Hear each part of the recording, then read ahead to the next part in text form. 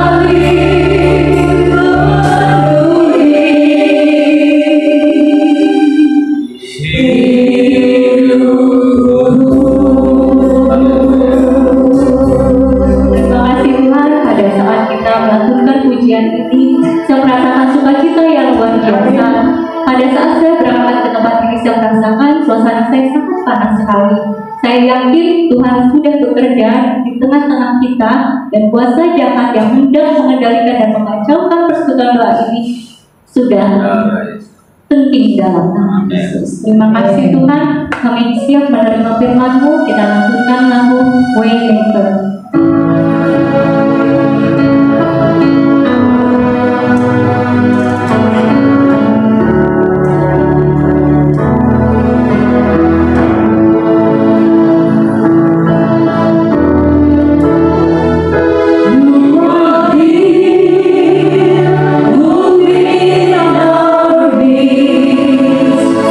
Hallelujah.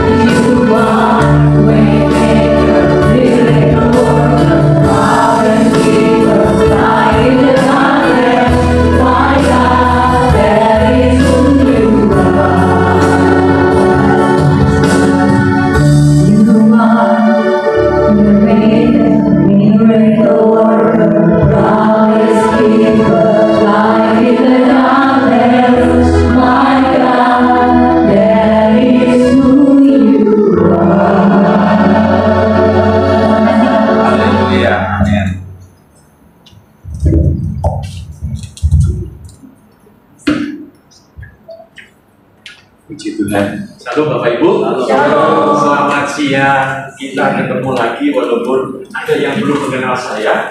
Nama saya Suman Boko. Saya pernah duduk di gedung lantai A, lantai 5, 14 tahun di tempat ini. Puji Tuhan. Dengan Mbak Titi, saya masih ingat. Saya nggak tahu yang lain. Puji Tuhan. Sampai tahun 2007 saya tinggalkan gedung ini. Puji Tuhan. Hari ini kita ketemu lagi di tempat ini. Saya tinggal di Pulau Mas di Jakarta Timur. Ya lumayan dari tempat ini. Puji Tuhan. Mbak Titi tanya, jalannya masih apa Pak? Masih? Hari ini kita bersama-sama kita mau belajar firman Tuhan.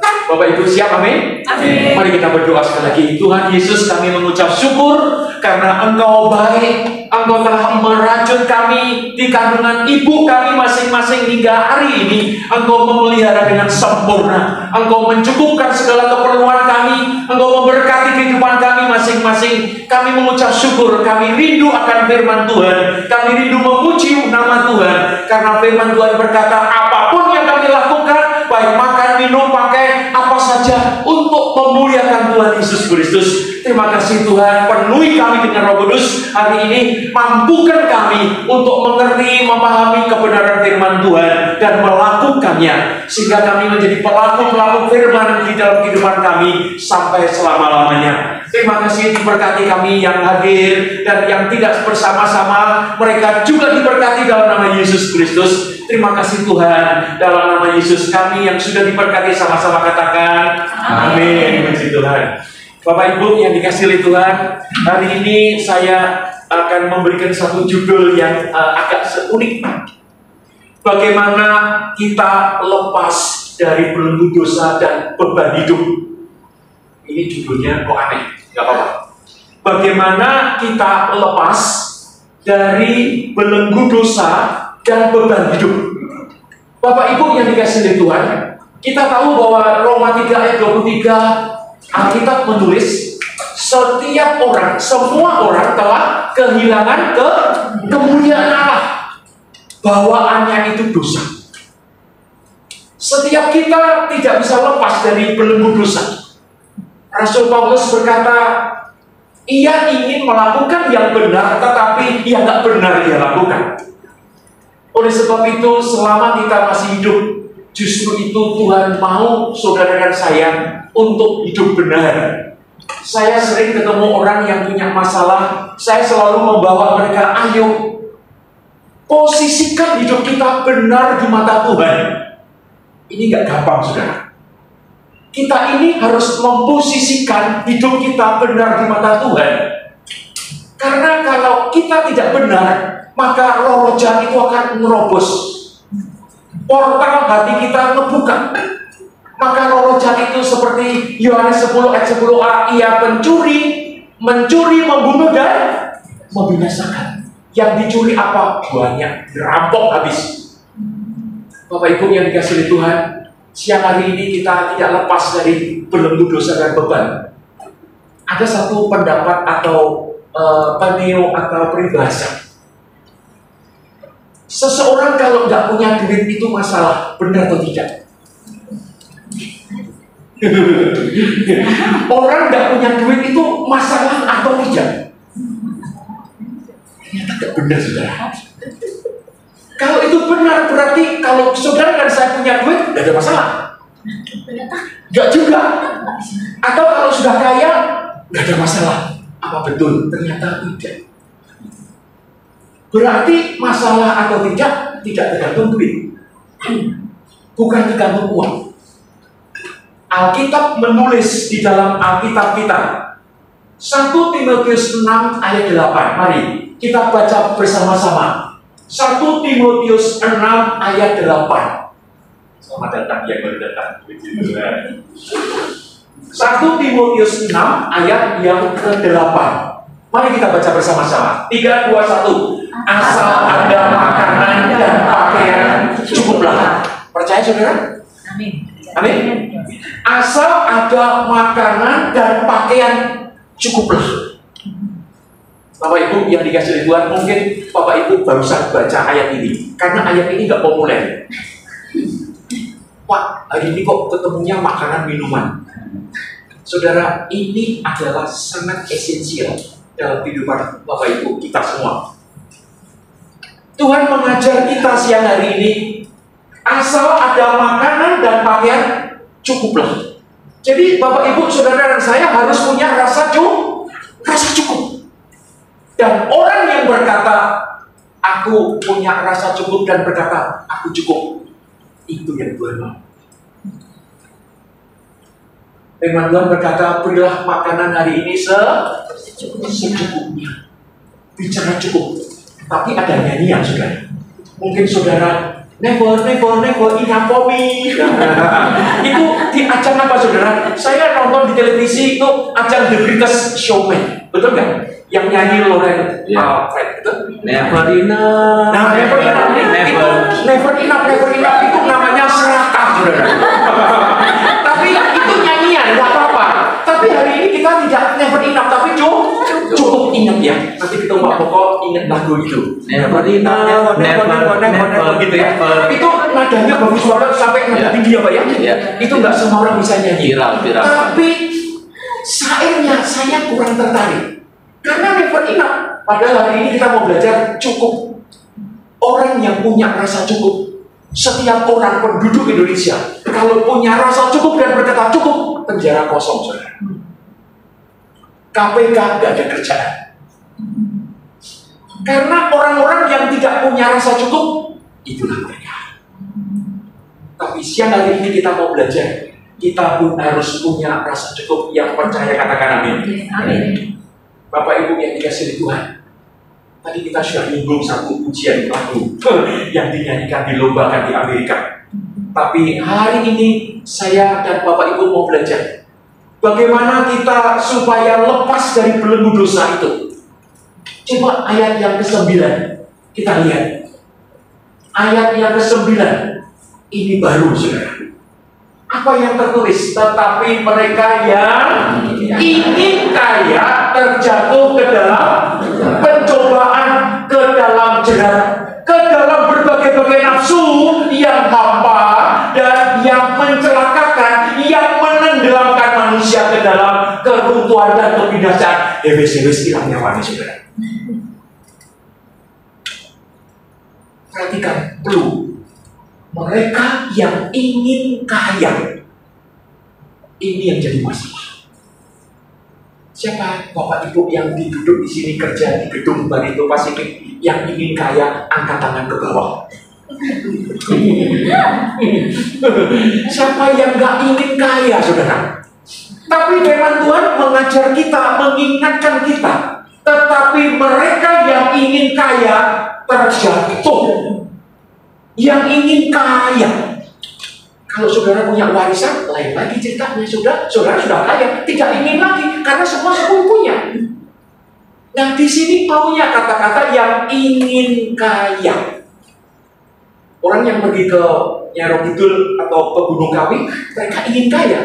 Saya melayani orang-orang yang seperti itu. Saya hampir tiap hari ketemu orang-orang yang bermasalah. Dia bukan orang nggak punya, tetapi masalahnya banyak. Karena awalnya ingin kaya, karena ada tumbal, ada perjanjian, mereka habis-habisan.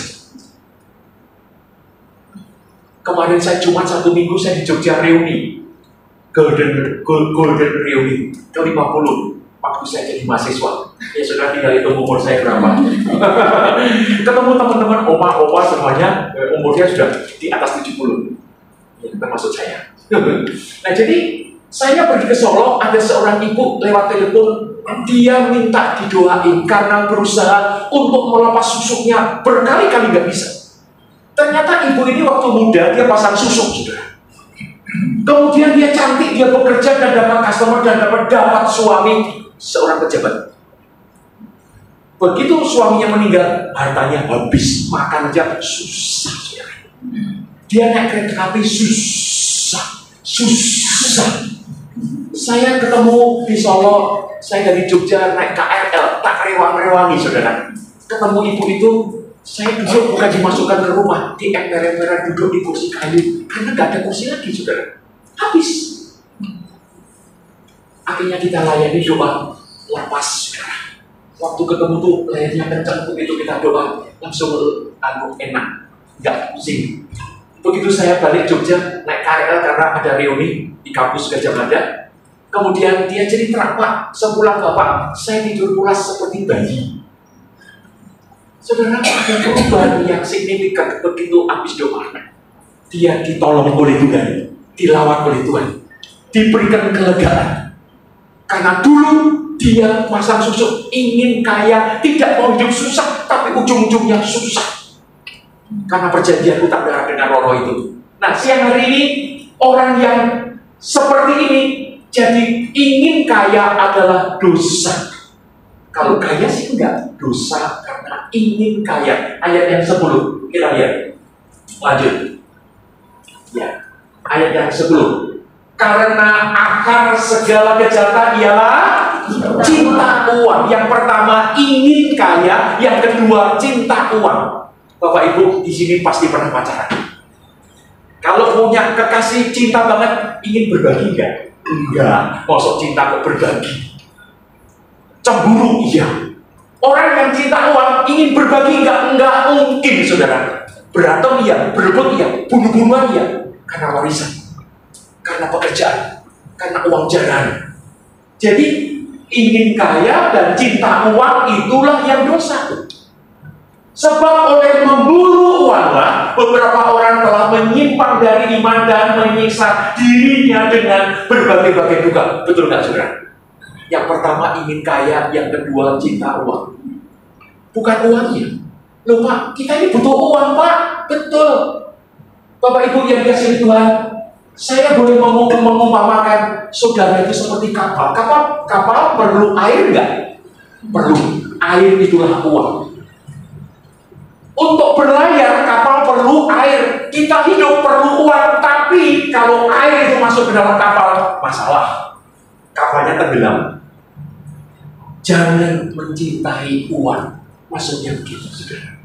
Ini ilustrasi yang paling mudah sekali. Kapal perlu air. Tapi air itu jangan sampai masuk ke dalam kapal. Karena kita perlu jalan. Saudara semua perlu uang. Tapi tidak cinta uang. Tidak ingin kaya. Ini yang menjadi kita. Supaya kita lepas dari belenggu dosa dan beban hidup. Dan kita punya rasa cukup. Rasa cukup inilah yang membuat Bapak Ibu Saudara tidurnya nyenyak. Pepatah bahasa Jawa berkata, orang kalau mau makan enak, hatinya harus kepenak. Betul nggak? Kalau hati kita panas, makan sate yang dikasih tubun pun. Dulu dengan kita saudara. Ada nggak sate? Saya lupa. Es tubun ada sate, ada nasi padang, kue enak. Waktu itu, saya nggak tahu kalau sekarang masih enak atau tidak. Yang senyum-senyum pasti enak. Jadi kita harus mengerti saudara bahwa hidup ini kita harus lepas dari belenggu dosa dan beban. Dosa yang seperti tadi. Jangan kita tidak punya rasa cukup. Harus ada rasa cukup. Rasa cukuplah yang membuat saudara dan saya untuk hidup enak.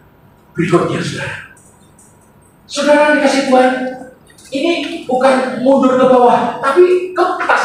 Yang ayat yang ke tadi kan ayat yang ke-6, ayat yang ke-5.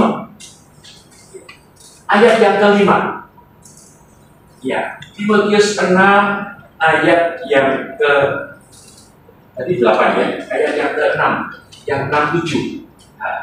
6 turun dikit. Ya, memang ibadah itu kalau disertai rasa cukup memberikan keuntungan besar. Saudara beribadah di rumah dengan keluarga, di gereja kita masing-masing, kita juga punya rasa cukup. Ya, ada rasa cukup. Ibadah kalau disertai rasa cukup memberi keuntungan yang besar. Tapi banyak gereja yang tidak punya rasa cukup. Sabar hari ngomongnya duit melulu. Saya nggak tahu saudara yang tahu, karena saya tidak menggembala lagi. Dulu saya menggembala jemaat, terus pernah menggembala gereja-gereja se-Jabodetabek pernah. Jadi saya tahu persis. Jadi kita jangan menggunakan ibadah untuk cari keuntungan. Rasa cukup. Ayat yang ke-7. Ayat yang ke-7. Di situ sebab kita tidak membawa sesuatu apa ke dalam dunia dan kita pun tidak dapat membawa apa-apa keluar. Ini nyanyian yang sering kita membawa apapun juga itu di rumah duka, saudara. Jadi kita tidak bawa apa-apa. Jadi kita harus punya rasa cukup selama kita hidup di dunia ini. Yang setuju katakan amin. Jadi mulai hari ini saya membawa Bapak Ibu Saudara, ayo kita menjadi karyawan di tempat ini atau di tempat lain. Berapa tahun kita menjadi karyawan?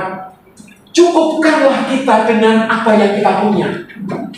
Pasti enak. Kalau tidak cukup, kenapa waktu interview dengan HRD gak minta yang banyak? Bapak Ibu, kita gaji misalnya 20 rupiah atau 20 poin. Ya, deh, salaman. Begitu masuk, Bapak Ibu merasa kurang. Akhirnya nggak kurang, karena saya nggak cukup. Saudara bisa jatuh dalam percobaan-percobaan. Jadi ini adalah contoh konkret ayat Alkitab. Alkitab menulis mengajar kita siang hari ini. Kita harus punya rasa cukup. Mungkin hari-hari ini Bapak Ibu masih merasa kurang. Bahkan orang yang tidak merasa cukup biasanya utangnya banyak. Berapa jiwa, berapa keluarga yang jatuh dalam pinjol-pinjol. Itu enggak, saudara. Menderita loh, saudara. Saya melayani satu keluarga dari, ya saya nggak usah nyebutkan bapaknya. Istrinya ngeluh, Pak, tolong Pak, suami saya, dia kejerat pinjol, Pak. Kemarin dia bilang surat tanahnya diminta, buat apa? Mau di sekolahin, saudara. Karena gak lulus ditaruh di lemari, mau di sekolah di surat tanah rumahnya. Buat apa? Nyaru utang. Utang dari mana? Istrinya pun kaget juga. Ternyata sudah ratusan juta. Beli ini, beli itu. Bapak Ibu yang dikasih Tuhan. Mungkin Bapak Ibu mengenal atau punya saudara atau punya teman yang seperti itu. Mengerikan, saudara. Sampai dari diteror, saudara. Sama orang-orang yang tidak dikenal. Mengerikan sekali. Seperti kata Alkitab, betul. Apa yang ditulis di Alkitab itu tidak salah. Kita diingatkan hari ini. Apa yang harus kita lakukan? Next. Kita lihat saudara Matius 6 ayat 31. Lanjut, kita agak cepat sedikit ngejar waktu saudara. Matius 6 ayat 31. Alkitab juga mengajar kita. Matius 6 ayat 31, sebab itu janganlah kamu khawatir dan berkata, apakah yang akan kami makan? Apakah yang akan kami minum? Apakah yang akan kami pakai? Ini urusan makan minum pakai lagi. Ini ada berisik, saudara. Jadi saudara saya jangan sampai khawatir. Apa yang hendak kita mau makan, minum, pakai. Ayat 32. Sangat jelas sekali, saudara. Semua itu dicari bangsa-bangsa. Semua itu apa, saudara? Makan, minum, pakai. Semua itu dicari bangsa-bangsa yang tidak mengenal Allah. Orang-orang yang tidak mengenal Dia kejar. Siang jadi malam, malam jadi siang. Kepala jadi kaki, kaki jadi kepala. Jungkir balik, kerja keras. Kemudian akan tetapi Bapakmu yang di surga tahu. Saudara saya adalah anak-anak Allah yang percaya, katakan amin. Dia tahu keperluan makan minum kita. Bahwa kamu memerlukan semuanya itu. Dia tahu, saudara. Jadi saudara nggak perlu khawatir apa yang hendak kita makan minum pakai. Nggak perlu lagi, karena khawatir disinilah dosa. Siapa di sini yang tidak pernah khawatir? Angkat tangan ke bawah. Ada seorang ibu di Surabaya, oma. Saya melayani lewat telepon. Saya baru tahu minggu lalu ketemu karena saya pas mampir dari Surabaya dari Batu Malang. Dia berkata begini, Pak, saya sakit, Pak, udah cuci darah. Tulang punggung saya ini ada, kata dokter itu salah urat. Urat kok salah, saudara? Aneh kan? Dokter ini suka aneh-aneh. Uratnya salah, kapan melanggar dosa? Terus ibu ini saya tanya, Bu, jujur Bu, ibu sedang marah sama siapa? Saya tanya, karena saya tahu sudah siapa yang di sini tidak pernah marah.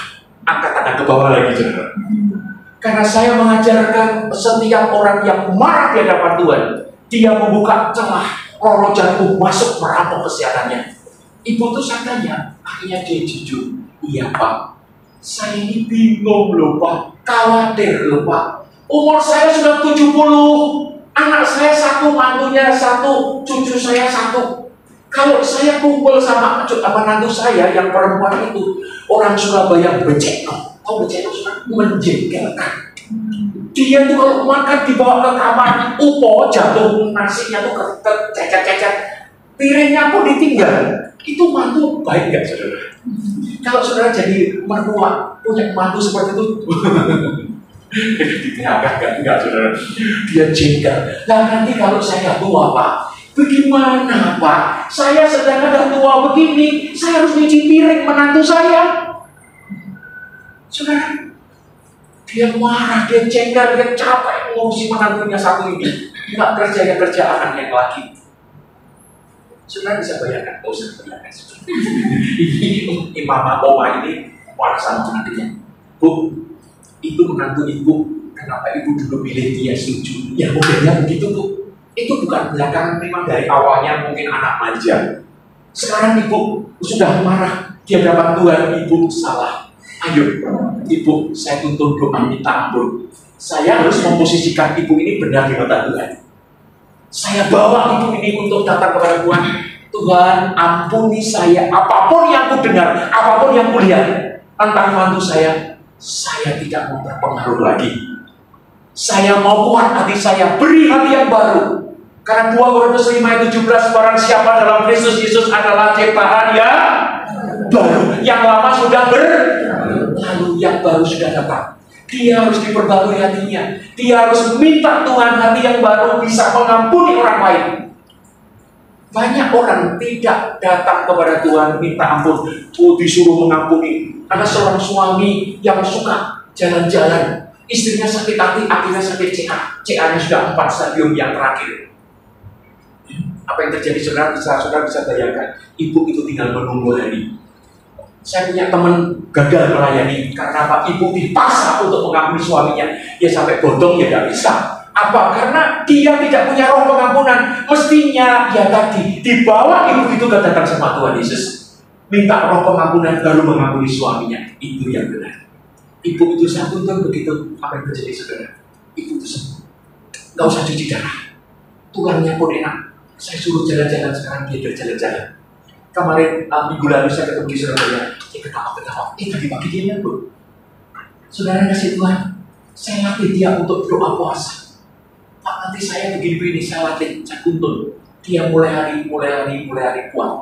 Bapak Ibu yang dikasih oleh Tuhan, orang yang khawatir itu mengakibatkan banyak perkara. Bahkan orang yang khawatir jadi pasiennya seorang yang di rumah sakit, saya tahu saya ikutin, yang anxiety. Ada minum obat bisa 10 tahun, 20 tahun, 15 tahun, 5 tahun, 2 tahun. Orang yang khawatir jadi pasien, jadi bipolar, populer, itu roh jahat masuk. Tetapi pada waktu orang itu dituntun untuk percaya Yesus, maka roh jahat yang brodol semuanya sudah. Kenapa? Pada waktu kita percaya Yesus, maka Roh Kudus itu masuk. Roma 8 ayat 14, setiap orang percaya dipimpin Roh Allah. Maka Roh Allah itu akan memimpin kita, gelap dan terang tidak bisa menjadi satu. Maka orang itu akan menerima pemulihan menjadi baru. Ini proses pemulihan revival. Maka saya melayani Total Revival Ministry.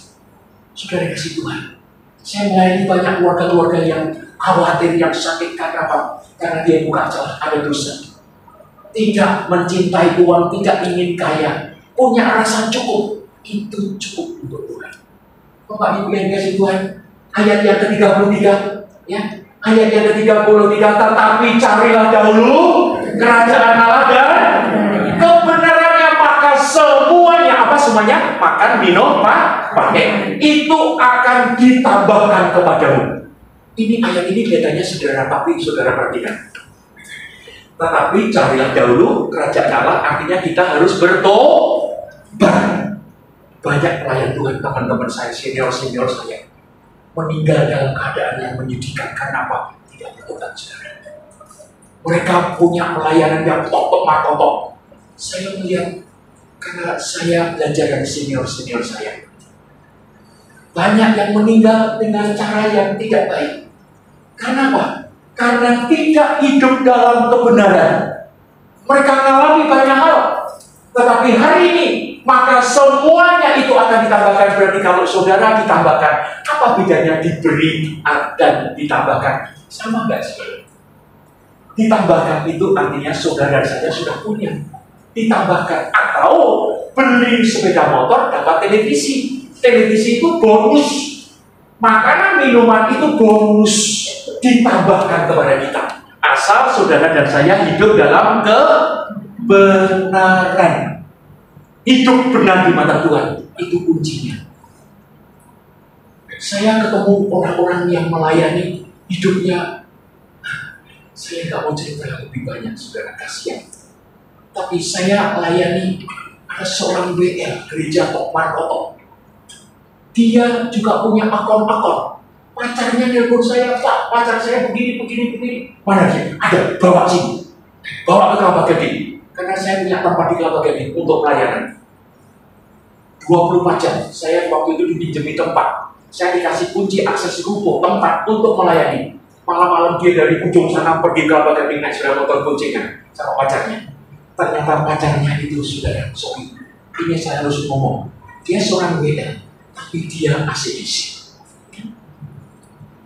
Sudah dikasih Tuhan, pada waktu saya layani, manifest rohnya keluar.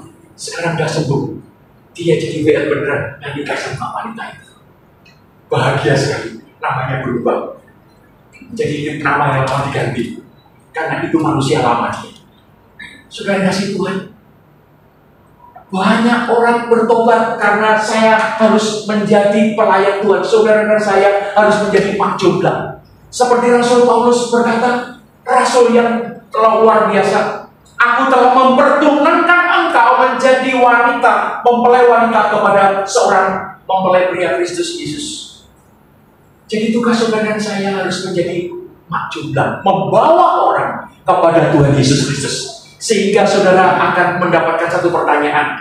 Berapa jiwa yang telah engkau bawa kepada Tuhan? Berapa orang yang telah engkau bawa kepada Tuhan? Kalau bahasa Jawanya itu, piro wong kang surga wong menyang Gusti Yesus. Berapa orang yang telah engkau bawa kepada Tuhan? Kita ini adalah makjublah di akhir zaman. Saudara tahu Eliezer? Eliezer masih ingat saudara kalau baca kitab Eliezer, tahu ya? Siapa dia? Bujangnya Abraham. Eliezer dapat mandat tugas, kamu pulang ke kampung mencari calon istri anak tuanku, katanya. Begitu dia pergi naik unta, dia minta tanda. Orang atau gadis yang memberi minum unta, itulah calon istri anak tuanku. Ketemulah Ribka. Maaf, gadisnya namanya Ribka. Apa yang terjadi saudara? Eliezer membawa Ribka, dibawa pulang. Dia tidak berbuat dosa untuk Ribka. Karena apa? Dia makjublah. Banyak pelayan-pelayan Tuhan selingkuh dengan jemaat, membuat jemaat menderita karena jemaat dipakai, dieksploitasi. Saya melihat banyak, tetapi saudara dan saya ingat, saudara dan saya membawa jiwa. Jadi kita orang-orang yang berbeban berat, orang-orang yang berlembut dosa, kita bawa kepada Tuhan. Bagaimana caranya? Yang tadi harus ada rasa cukup. Apapun yang pernah kita terima, gaji saudara dan saya, itu adalah rasa cukup. Saya lihat jalannya mati. Kok nggak ada tadi nggak jalan-jalan untuk sekali yang mengirim saudara. Puji Tuhan, agak cepat. Saudara, yang pertama saudara harus lepas dari belenggu dosa. Saudara harus punya rasa cukup dan berkata cukup. Jangan ingin kaya, jangan cinta uang, dan jangan khawatir. Ini adalah poin yang saya sampaikan siang hari ini. Dan sebagai ayat yang terakhir, saudara, sebagai ayat yang terakhir, yaitu di dalam Lukas 3 ayat 14. Ini ayat yang terakhir. Lukas 3 ayat yang ke-14. Jadi saya ulang lagi, saudara harus punya rasa cukup. Kalau saudara di rumah tangga ada rasa cukup, enak, gak ada pertengkaran, saudara. anak-anak cukup, menantu cucu cukup, saudara pun cukup. Masa depan sudah dicukupkan oleh Tuhan, karena Tuhan tahu kebutuhan kita. Ini ayat yang terakhir. Mari kita baca bersama-sama. 3, 2, 1. Dan bertanya juga kepadanya, dan kami apakah yang harus kami berbuat? Jawab Yohanes kepada mereka, jangan merampas dan jangan memeras, dan cukupkanlah dirimu dengan. Saudara percaya amin? Amin. Jangan merampas, jangan memeras. Orang-orang yang berurusan dengan KPK, inilah yang dikejar. Bukan haknya rampas, bukan haknya peras. Kanan kiri, depan belakang, atas bawah. Mereka dijemput oleh KPK, disita barang-barangnya. Apakah mereka orang miskin? Tidak. Karena salah satu yang di televisi, tetangga saya juga. Itu motornya bagus-bagus, mobilnya bagus-bagus. Ya, terpaksa diderek, dinaikkan, disimpan di kantor KPK sana. Saudara kasih Tuhan, ini yang harus kita ingat. Jangan merampas, jangan memeras, cukupkanlah dirimu dengan gajimu. Inilah renungan kita siang hari ini. Inilah hal yang terjadi keseharian kita. Kita bisa lepas dari belenggu dosa, karena dosa bukan beban. Dosa adalah melanggar firman Tuhan. Tetapi ada rasa ingin kaya, takut, cinta uang, itulah dosa. Dan kalau itu dilakukan, tadi kita sudah belajar, beban hidup bisa bertahun-tahun ditanggung, ya, di penjara. Bukan hanya penjara pemerintah, tetapi penjara dalam hati kita. Kita akan tertekan, tertuduh kalau melakukannya. Maka kita hari ini datang atau mencari kerajaan Allah dan kebenarannya, kita bertobat, minta ampun sama Tuhan. Oleh sebab itu, Tuhan itu baik. Ada dosa yang mendatangkan maut, ada dosa yang tidak mendatangkan maut. Dosa yang tidak mendatangkan maut adalah dosa yang diakui di hadapan Tuhan. Dosa kita merah seperti gerimis, Tuhan berkata akan diubah menjadi putih seperti salju. Jika kita mengaku dosa kita, maka Ia setia dan adil. Ia akan mengampuni segala dosa kita dan menyucikan kita dari segala kejahatan. Apa bedanya dosa dan kejahatan? Dosa adalah melanggar firman Tuhan. 1 Yohanes 3 ayat 4. Ada saudara, ternyata di Alkitab itu banyak rumus-rumusnya, definisi-definisinya. Oleh sebab itu saudara, mari. Kejahatan adalah orang yang melakukan dosa berkali-kali. Oleh sebab itu kita mau hidup saudara dan saya tidak tahu siapa yang lebih duluan. Tapi Tuhan mau supaya saudara dan saya mengakhiri dunia ini dengan finish strong. Mari kita bangkit berdiri, kita berdoa. Tutup mata saudara, tangan taruh di dada masing-masing. Saya mau berdoa, terima kasih Tuhan untuk siang hari ini. Engkau baik, sungguh baik, amat baik. Engkau telah menyingkapkan rahasia firman Tuhan. Hidup kami harus mempunyai rasa cukup dan berkata cukup. Karena Tuhan yang mau. Tuhan memelihara hidup kami, mencukupkan segala keperluan kami. Dia tahu keperluan kami. Oleh sebab itu tugas tanggung jawab kami adalah hidup dalam kebenaran. Pimpin kami Tuhan dengan Roh-Mu. Sebab Roh-Mu lah yang membawa kami hidup dalam kebenaran sampai selama-lamanya. Engkau tidak pernah meninggalkan kami. Engkau menyertai kami sampai selama-lamanya. Terima kasih Tuhan. Kami juga mau berdoa syafaat bagi negeri kami. Tuhan berkati bangsa dan negara kami, NKRI. Diberkati pemimpin-pemimpin kami Tuhan. Kami percaya Roh hikmat menguasai mereka.